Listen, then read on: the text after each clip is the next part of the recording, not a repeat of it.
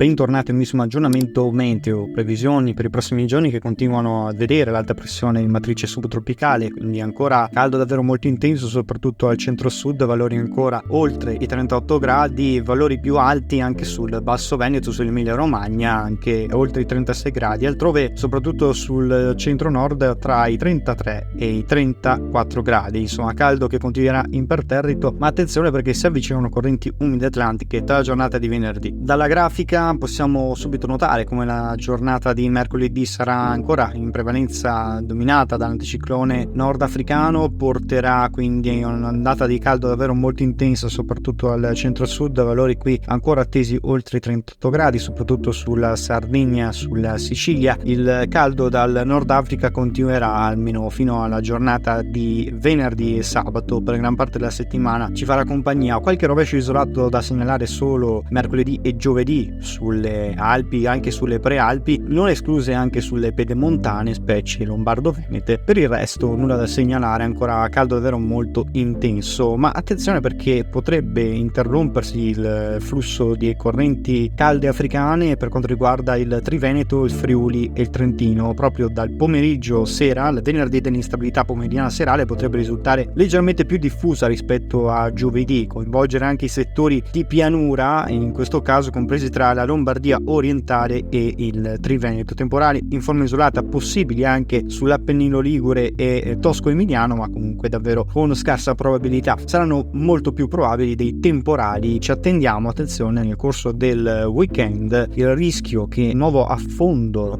perturbato instabile in arrivo sulla Gran Bretagna nella giornata di sabato possa portare un cambio di scenario molto importante per quanto riguarda l'Italia. Potrebbe formarsi questa profonda depressione che intravedono quasi tutti i centri di calcolo. Rimane da capire se questo flusso d'aria fredda in arrivo da nord-ovest verso la Francia riuscirà a spingersi per portare quindi una notevole rinfrescata, valori che tornerebbero addirittura sotto la media sugli stati dell'Europa occidentale, quindi potremmo vivere questo momento incredibile, l'arrivo di questa rinfrescata e la coda di una forte perturbazione in arrivo nella giornata di domenica. Si intravede meglio da questa grafica come la formazione di questa depressione nella giornata di sabato, come si nota appunto sulla Gran Bretagna, andrà a richiamare l'arrivo di quest'aria molto fredda che, in contrasto con l'alta pressione che troviamo appunto tra l'Europa centrale, compresa l'Italia, anche la Spagna e tutto quanto il resto dell'Europa orientale, sul Mediterraneo questo fronte temporalesco troverà il modo di potenziarsi, viaggerà sempre più verso gli stati della Francia e si addosserà sul Golfo del Leone per portare un notevole